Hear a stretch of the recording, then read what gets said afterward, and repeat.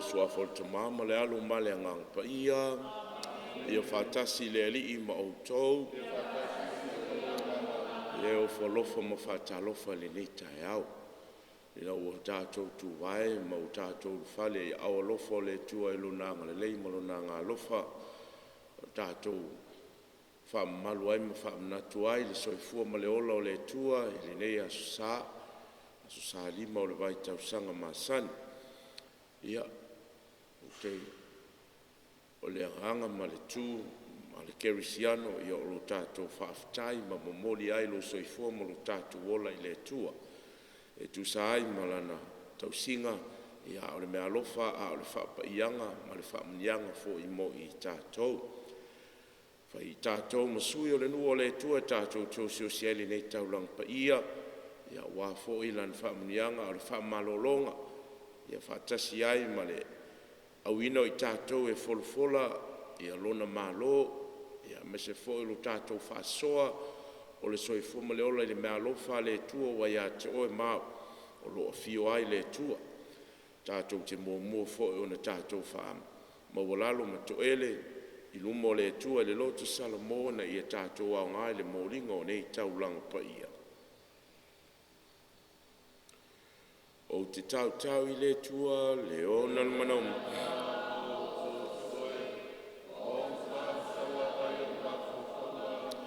Tupu ia mionga no whaia. Ta whaioi no le whaia. Ngong sala.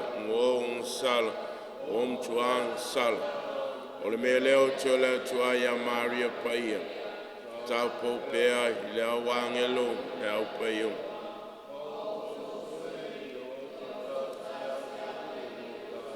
Ia alofa mai ai tātou le tua le ona mana uma. Ia whamangalo I tātou I tātou ang sala. Tai I tātou le ola e whāwabau. Le ali e alofa mai. Le ali e alofa mai. Keriso e alofa mai.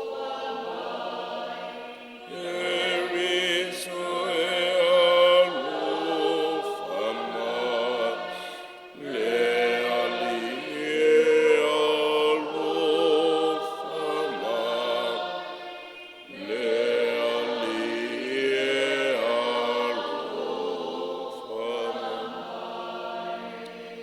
o le viinga I le tua I mea o pito lunga, ma le file mula Lalolagi tangata e loto le lei, mātou te vivi atu, mātou te whamanu atu, mātou te ifo atu, mātou te whanene atu, mātou te whawhitai atu I atu oe ono lo mamalu sili. Le ali e atua le tupu le langi le atua e le tamai o malo si umalau. Le ali ia Yesu Keriso, le alo I totasi lava, le ali ia le tua le tamai ma moia le tua, le alo le tama, o e tawa I seang salal, alofa mai a te matou, o e tawa I seang salal le Lalolagi, ia e talia la matou te talo, o e fio I le au tamatau le tama, alofa mai a te matou, a wawa na oe le tas paia, o na oe leli, o na oe sisiries, Yesu Keriso, patasi male anganga paia, I le mamanu le tua le tama. Amen. Ia tātou tutaru. Le tamai, ia e leo lo wa inga mai e whasaunga le muina I mātou I lau tau singa alofa. Wa lo mātou wha moe atoa ua I o au I lau a fio. La mātou tutalo lea la atu lo mātou ali Yesu Keriso lo walo se fumpure whatasi ma oe ma le anganga paia o le tua mo le whawavau. Lava. O le fulanga mai le tusi o Isaia. E ngā fua mai lo malamalama. E pei o le tafa o ata.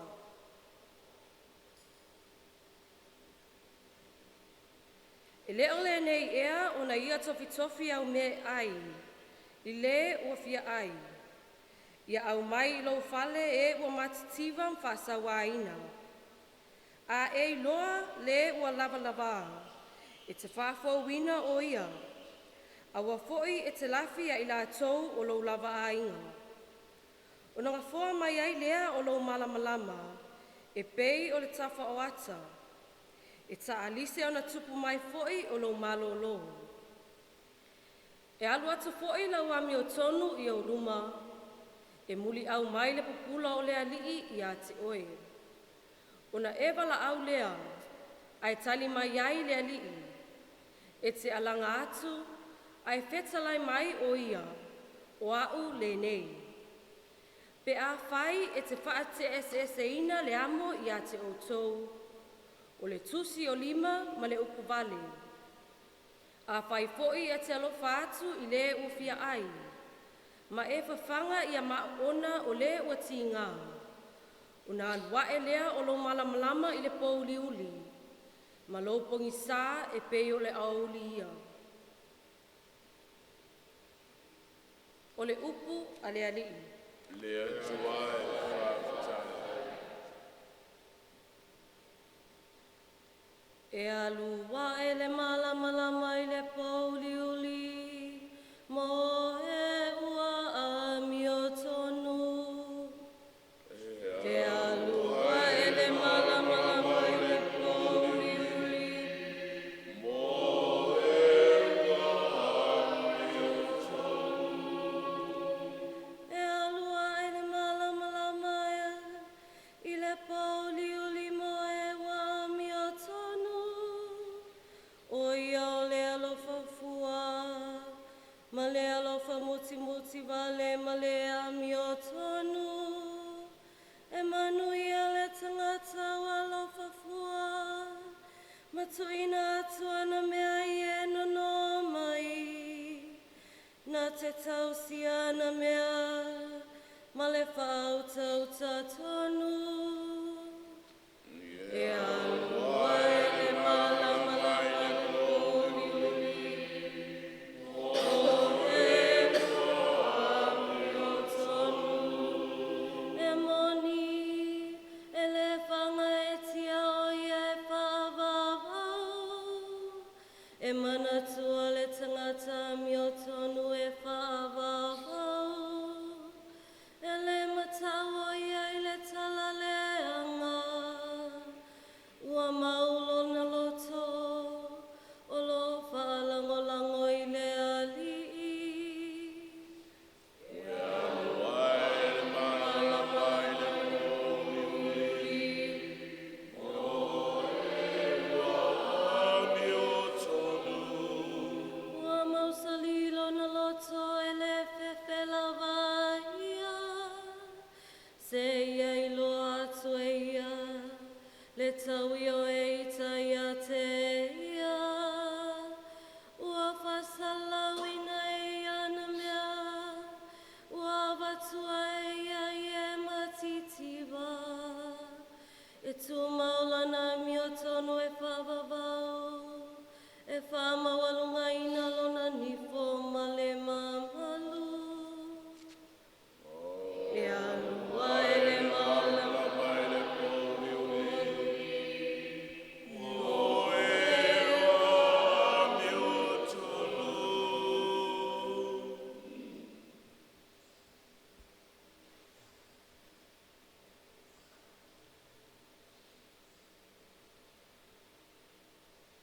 Folofolanga ma le tusi muamua korinito.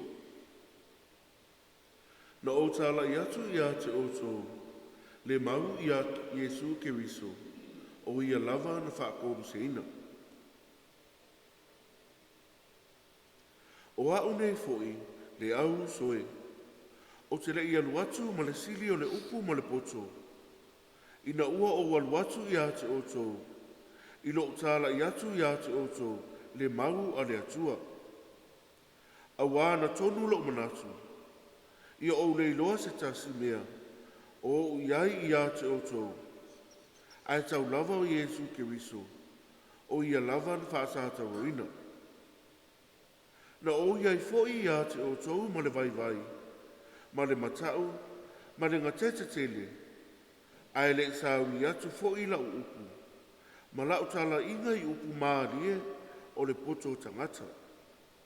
Ai peitai, o le whaasino mai o le anganga paia ma le mana, ina ia le iailo o tau whaatua tua, I le poto tangata, a o le mana o le atua. O le upu a le ari. Le atua e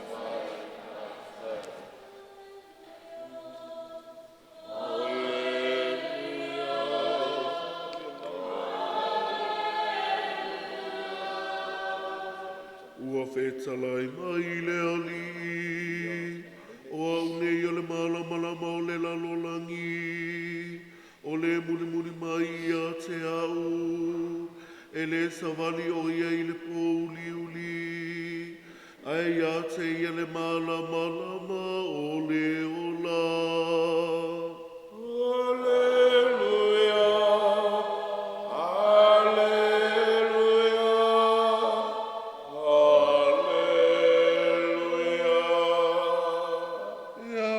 Sileli mauto.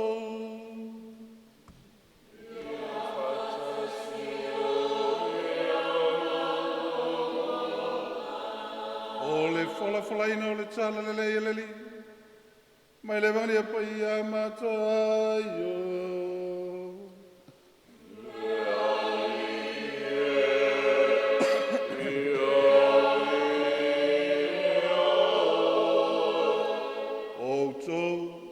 Malama o le Lalolagi. O tau o le masima o le Lalolagi o tau. Ai a whaia mangalo le masima. Pese a se mea e wha maia. Le ai se mea e tua iau ngā ai. Na ona lafo ina I fafo. Masolia e tangata. O tau o le malama o le Lalolagi o tau. E le mawhai o na lilo le ai o tū I lunga o le maunga. La tau te le tutu ina fo I le mōli I le tū ai I lalo le mea e fua I saito. Ai tū I lunga lava o le tū ngā mōli. Ia pula atu ai I e o I le fale unga. Ia whapea o na pula atu lo o tō malamalama I luma o tangata. Na ia lātou I loa la o tōu a mi o le lei. Lātou te vivi atu ai. I lo o tōu te mā o I le langa. O le tala le lei a le li.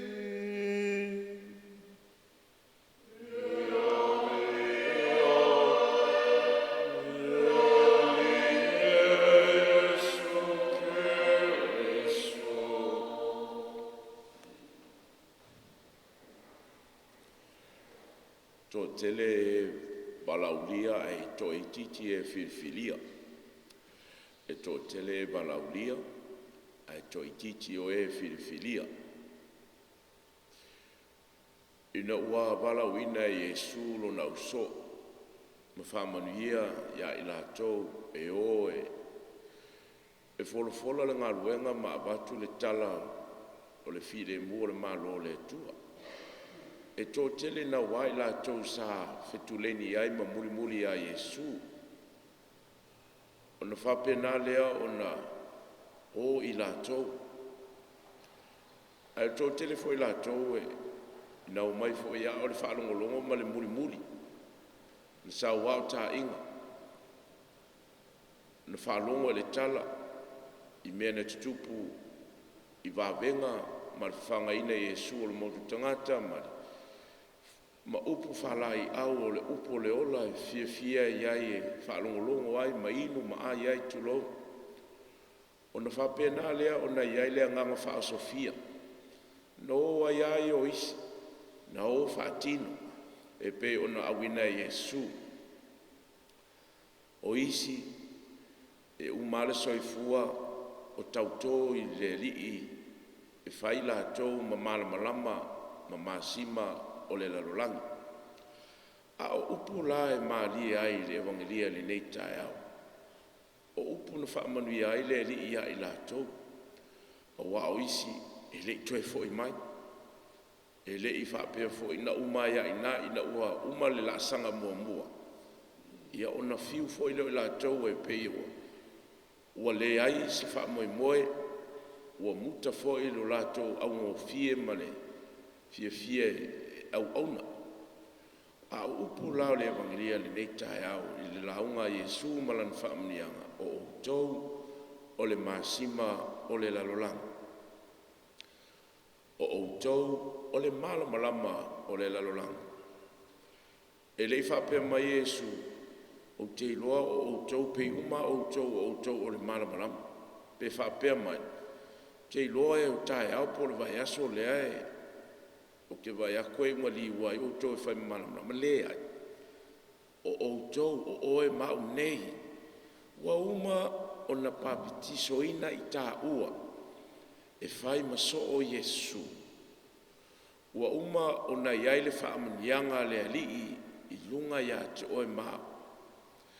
O le masima o se vaanga tā ua lea I le tūmaleanga lea tunu o Iutaia. E whaonga iai tau mafa. Ina ia whaamanongi ai. Ma whaapena o na teu ai tau mafa ina ia umi. O le whaonga ina fo tau mafa. Ina ia tofo le lei ai. Ma matango fie lau tau mafa ma lau tau sama. O le winga leo le masima. E tāua I le lātou tū maleanga. O le malamalama o Yesu. Wa vea ai tāua I lo tātou tofi baptisonga. O oe o le perofeta o le o si taulanga. Wa whai fo I tāua matupu. O le winga lea o le malamalama. Nei, taimile nei, e le o ananafi e le o tae au. A o nei o lo tātofi lea. E whaongai tā ua e le tua. Whaasusulu ai le malamalama. A whai tā teo te talia upu ia Yesu. O oe mau o le masima. O I tā ua e whaia. E whaongai le tua e. E ui atu ai le Lalolagi. I tu tonu o tātou a inga o nuu mai kalesia. Le winga lea o le upu masima. O na mau lea ia I tātou matau nuu me tātou te whaatino I le whaatutua. A tātou te le talia pe tātou te le talitonu o oe mau o le malamalama o keriso. O lona winga o le wala uina o tā ua I ola whaapaiaina. Ola I le atua. Ola mo le ainga. Ola mo le o si taulanga. Ola mo uso a tangata. A whai tātou te talia le wala uina o tā ua I upu ia. E tau nuu mea umai lo tātou whātua. O le Sacramental o le baptisonga. Ua whaawatele ina. Ma ua whaapena o na whaamaualunga ina le tua le Sacramental o le Eucharistia. Lea e tātou te patipatia le taimile nei. A wāfoi o le malamalama o keriso. O le koluse lea. Lea ua whaapaia ina ai ma whaamanuia ai ai tā ua. O le koluse o Yesu, o le malamalama, au tā ua talia, lo tā ua vala uina. O na tau nuu lea I lo tātou whātutua, le whaamanuianga, ma le whaapaiaina o tā ua. E tātou te le toi musua, tātou te le toi tulivai, pe tātou te aungatā, e talia, ia le vala uina o tātou. Awa o tātou tātonu, tātou te malamalama o I tā ua o le malamalama o keriso. Awa o le malamalama o keriso. O le ngā ruenga le tua. Whaonga ia I tā ua ina ia whaasosolo atu ia pe whaamalamalama ina ai. Ia me o whaapena o na pongi sā I le soifua o le isi uso a tangata. E whisosoani ia I o vai. Sosoani I o mawhatia mapangatia. A whai walato le maua le alofa o le tua. O le ngaruenga lea I tā ua. O oe o a o so o Yesu. O le winga lea o le malamalama. O le winga lea o le upu masima. E au mai ai le loto mafanfana. Au mai ai le file mu. Au mai ai le loto fia. pe a fai o fea ngai pong sa o le olanga. O le fe au lea mo oe mo au. E tāua i tele lo tātou whātotua. Awa o le whātotua le tātou te pati ai le Sacramental o le Eucharistia. O lo tātou tali te talo, o lo tātou tala noa i uso a tangata matua oi, o lo tātou wa ai i le mea te tauna whai, e whaatino ai le fia o le uso a tangata. O oe o le malama, o upu e tātou te whala ai au, o upu e whaasusulu ai, le anga le lei o le tua le loto maulalo, ma le fia ma le alofa. O oe lava o le malama, o oe lava o le mahasima, o lo tātou wala uina lea. Aua ne i pei tā ua o isi o lau so o tātou o, ua lātou le toe fo i mai. A wae lo ia i lātou le whātou tua e le talitonu. A ia pei tātou nisi o i lātou le toe fo i mai ma le tala fia. Ua lātou whaongahina upua le li. I le whātou tua. E abatu ai ma momoli ai. I tangata o lo whapena o na moomia le ali. O oe maa o vai malima. O i tātou o mea whai ngā ruenga le tua. Tātou te fia. E tali lo tātou wala wina. Na ia manuia. Ma ia whapupula.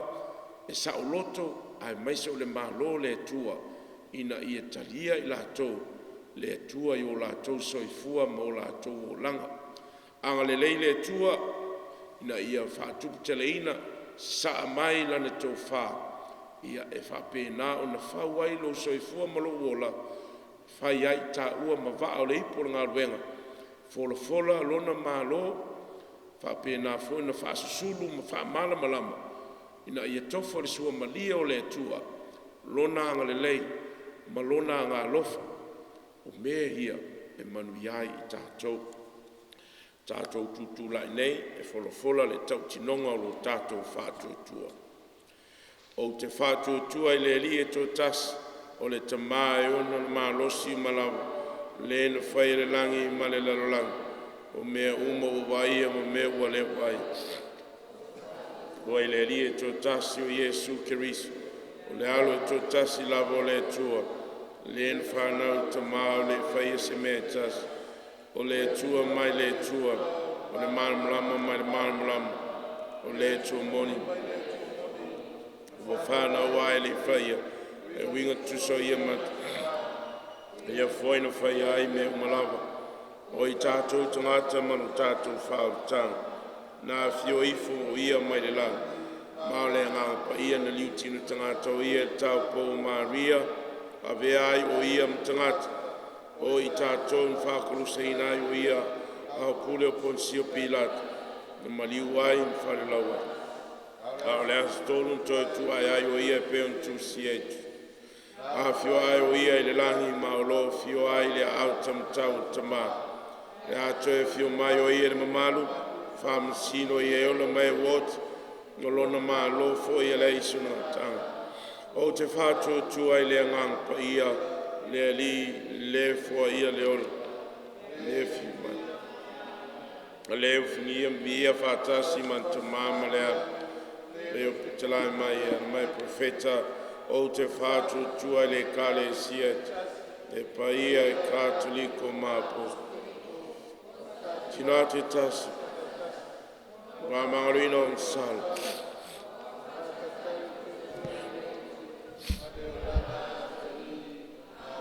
o le tua o wala wina i tātou e le ria vema masima ma mala malama o le lalolagi.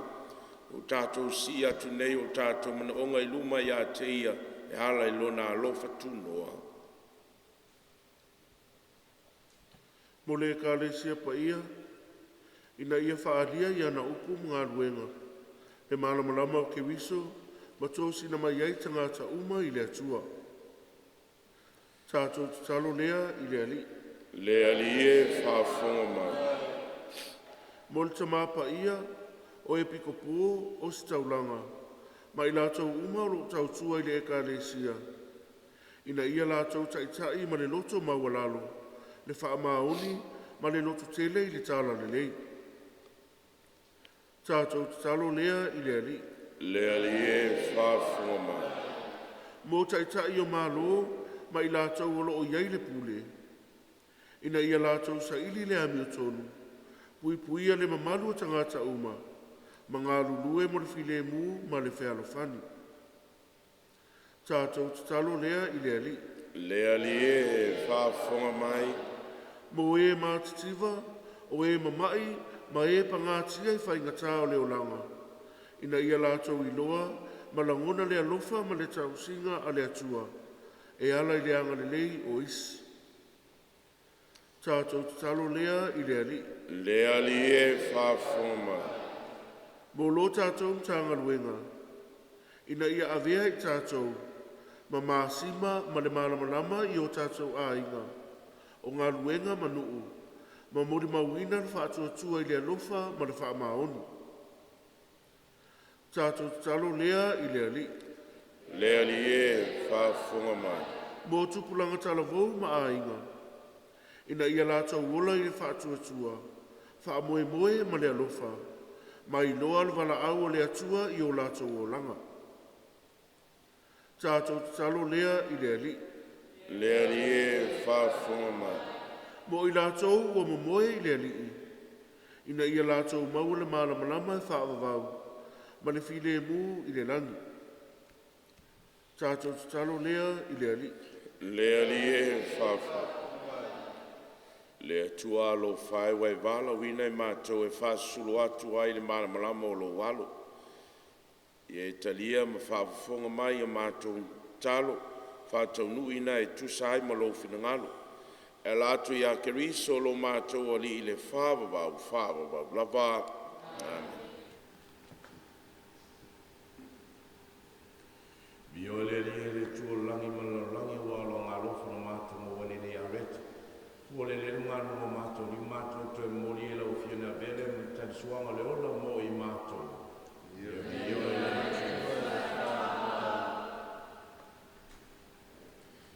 Bio le le tuolangi ma le Lalolagi walo ngā lofa na mātou mo wale nei weino le fuo le vide ngā runga o mātou lima. Mātou te mori e lau whiana vele mai lumanga whare anganga mo i mātou.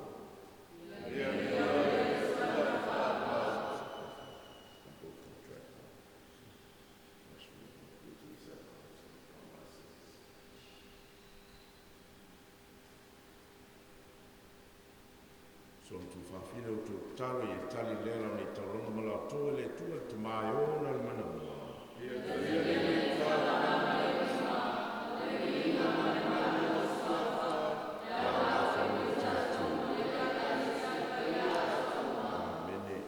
Le rio lo mātou tua a reto ma le waina wai fua i mai ai mātou e whai mā mātou tali suanga le neo lama. I a vea o Sacramental lo mātou wola whaavavau. Le mātou talo le alati a keriso lo mātou li le whaavavau, lava. Amen. Ia whatasi le li mautou. Nā si a hero tau loto. Tātou whaftai le li o lo tātou tua. Maale tua e soi fua e whaavau o malo simalava. Si mitamtanga whaia mo mātou whaftai a to e lati a Jesu Keriso lo mātou li. No lona whanau mai o mātou to e whanau fuwina ai. No lona popo ngau mātou saulo to ai mai le arasala. No lona to e tu mai leuti o mātou to e tu ai le ola e whaavau. O no lona to e fio atu i atu o ele mātou te uru whale atu ai lo mālo whale lang. O le mea lea, mātou te au whatasi mangelu ma leo pa ia a o lātou suina la lātou pese, whai tu mau o lo vi inga, e pa ia le nile tua mau, o tūru lai na Lalolagi no mai, o le vi inga lea i tāuna, ia le mai suafo le, o le vi inga lea i tāuna. Le rio e mtua pa ia lavo le puna ango pa ia uma. Hui le mai longa mai whapa i ni taulanga ma nei mea alofa ne ia vea i lato o le tin mo i mato o le tino ma le toto lo mato ni o Jesu Keriso. Au le tui nātu i a leotu se o tina i tali e lona lava ma ni le tango ai o ia le aretu ma vato i atu al whaafatai. tofi e ia le areto ma watu e lo na uso mwhape atu, i la whetango fia iai o to uma ma a iai o tino le ne, o le a fo in atu mo o to.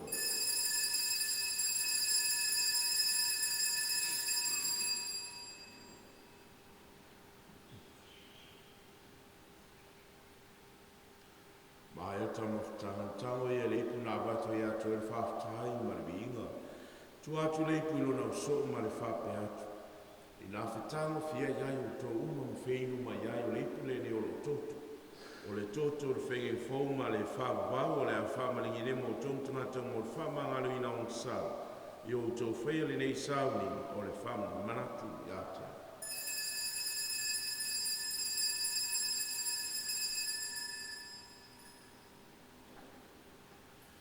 O le misteri o le whatutua,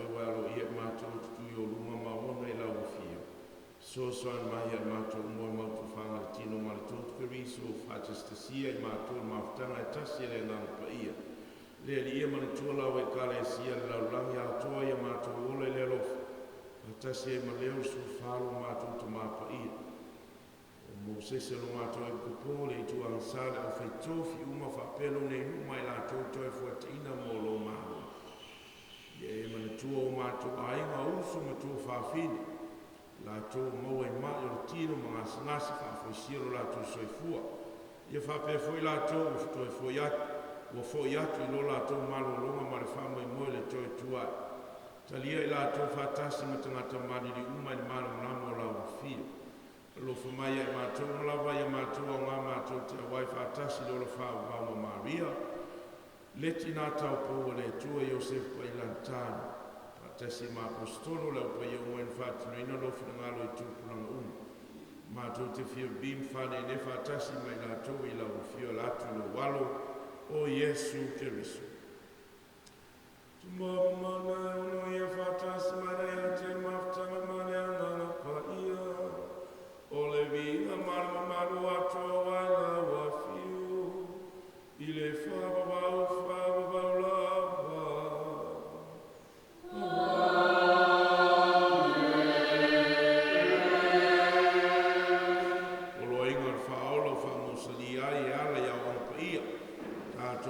whatonga tuai, lotu taua nau, lo mātou ta mā o le langi ia pai o ni. Lo mai lo mā lo ia whai o lo whungara o le langi.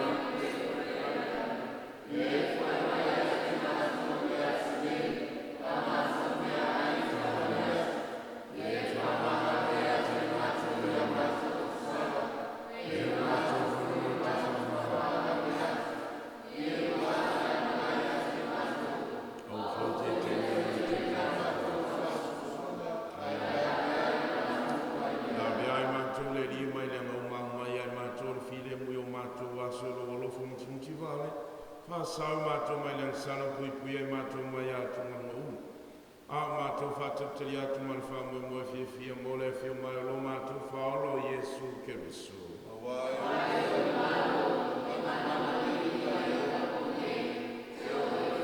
Maria Yesu Keriso ne whai atu lo apostolo tu atu i atu tolo file mu. O lo file mu tu fwai atu i atu to, a wone e sisila mai a mātou sala. Ai il fatu tula o kales ia mau mai e mātou al fide mu maletasi o lo malo, le wa soifu ai mo le whāwa lava, e atu totu mau al fide mu o le ali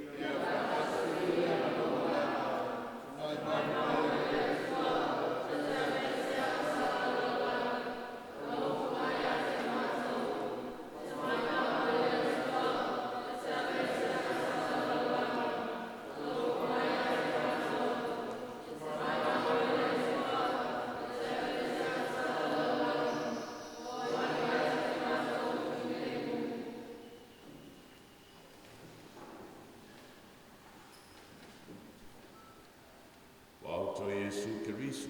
O le alu le tua, o le tamai mamoe le tua. O iolo tātou marolonga, o le awe sea na sala le Lalolagi manuia i la tonga i tātou malawa. O wala uia i la ntari suanga paia, lea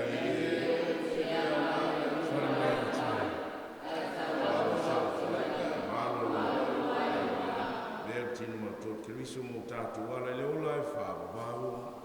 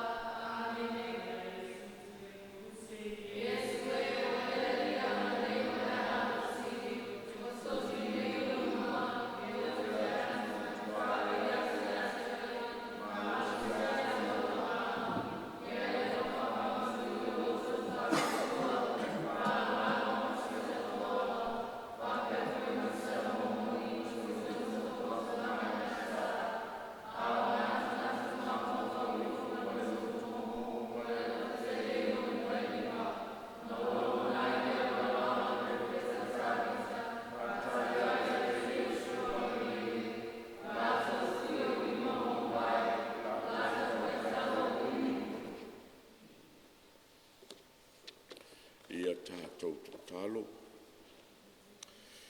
Le tuai o lo mātou tamā, we tu mai ai mātou se inati. I le areto e tasi, ma le ipo e tasi, ma ia e whaaliliwina ai mātou i e tasi a Keriso. E ai mātou mamara malama mamasima o le Lalolagi. Sosoan mai ne o mātou tala i atu lau whaarutanga, ma lo fia i tangata uma o le Lalolagi. O la mātou tutalo lea o no Keriso lo mātou ali le whaavavau lava. Amen. Ia whatasi le li i mautou. Amalia le tua ia tau le ona le mana uma le tamau le alo o male anganga pa ia. Amen. Na ia o tau le manuia, file mua Keriso. Lea tua e whaafetai.